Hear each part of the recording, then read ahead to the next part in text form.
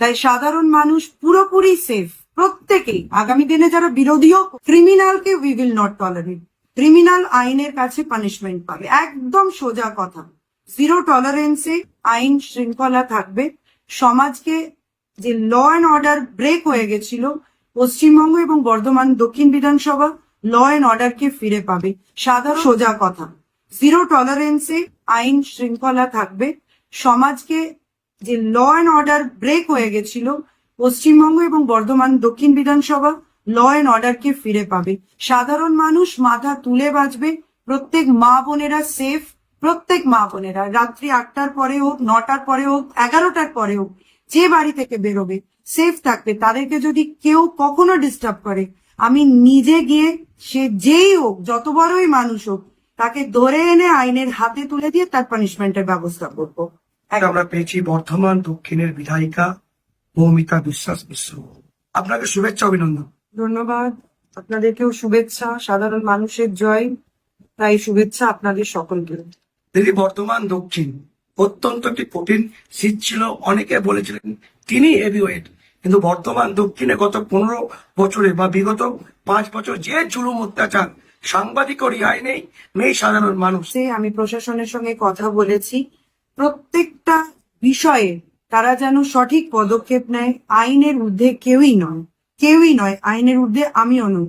তাই কেউ যদি মনে করে যে জার্সি বদলে তারা ভারতীয় জনতা পার্টির কর্মী হিসেবে মানুষকে অত্যাচার করবে, we will not tolerate this things. এখন যেহেতু বিফোর দ্য ওথ আমাদের গভর্নমেন্ট এখনো ফর্ম হয়নি, এখনো ইলেকশন কমিশনের আন্ডারে আছে, তাই আমি ডিএম ম্যাডামের সঙ্গেও কথা বলেছি, এসপি স্যারের সঙ্গেও কথা বলেছি। অ্যান্ড আমি বারবার বলেছি, ডোন্ট টলারেট এনি নুইসেন্স। তার জন্য যে কোনো কড়া পদক্ষেপ আপনারা নেবেন।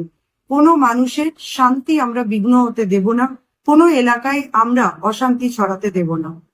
বর্ধমানবাসী বলছে ঝড় উঠেছে বঙ্গে, আমরা মৌমিতাদির সঙ্গে। একদম মানুষের আশীর্বাদ পেয়েছি, তাই বর্ধমানে বোধহয় এটাই হায়েস্ট মার্জিন জেতার। তো এটা তো সাধারণ মানুষের আশীর্বাদ ছাড়া হয় না। স্বাধীনতার পরে পশ্চিমবঙ্গের মানুষ মাথা উঁচু করে ভোট দিতে গেছে, নিজের ভোট নিজে দিয়েছে, এত পোলিং হয়েছে, আর নিজে মানুষ আমাকে আশীর্বাদ করে আজকে নির্বাচিত করেছে, মেম্বার অফ অ্যাসেম্বলি বানিয়েছে, লেজিসলেটিভ অ্যাসেম্বলি বানিয়েছে।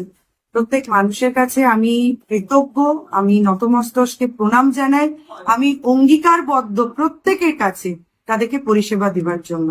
তাদের আশীর্বাদকে আমি মাথায় নিয়েই কাজে নামবো। যেসব বিজেপিরা 21-এ মার খেয়েছে, 16-ই মার খেয়েছে, 24-এ ঘর চালাচ্ছে, তারা কিন্তু কোথাও মানুষের উপর অত্যাচার করছে না, তৃণমূলকে মারছে। একদমই তাই, এটা নিজেদের গোষ্ঠীদ্বন্দ্ব ওদের চলছে।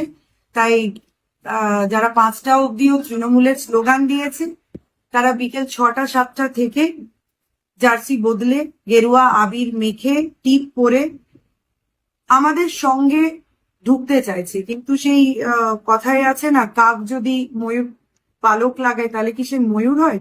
তাই ভারতীয় জনতা পার্টির কর্মী হওয়া অত সহজ বিষয় নয়, এটা আদর্শের বিষয়, এটা বৈশিষ্ট্য লাগে।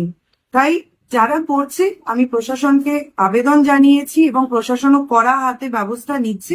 এ সমস্ত নিউসেন্স টলারেট করা যাবে না। দিদি, শেষ প্রশ্ন করো, আপনি অক্লান্ত প্লাস আপনি ব্যস্ত রয়েছেন।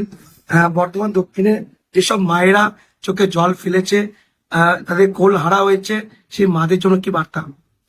আগামী দিনে শুধুমাত্র পশ্চিমবঙ্গে আমাদের প্রচুর কর্মীকে তাদের বাড়ি ভাঙচুর, দোকান বন্ধ হওয়া থেকে শুরু করে আপনি যেটা বললেন মায়ের কোল খালি হয়েছে, আমরা কথা দিচ্ছি, আমরা ভারতীয় জনতা পার্টি সাধারণ মানুষের দল, যারা সাধারণ মানুষের আশীর্বাদ নিয়ে ইলেক্টেড হয়ে আসে, সিলেক্টেড নয়। আমাদের কোনো ছাপ্পা ভোট হয় না, আমরা ভোট রিগিং করি না, আমাদের কোনো থ্রেট কালচার নেই।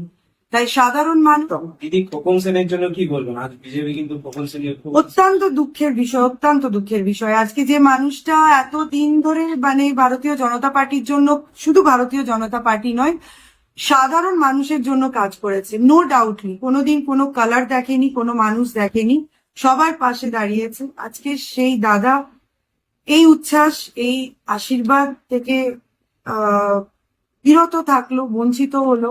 অত্যন্ত খারাপ লাগে মাঝে মধ্যে দাদার কথা মনে পড়লে, কারণ এই আনন্দের দিনে তিনিও আজকে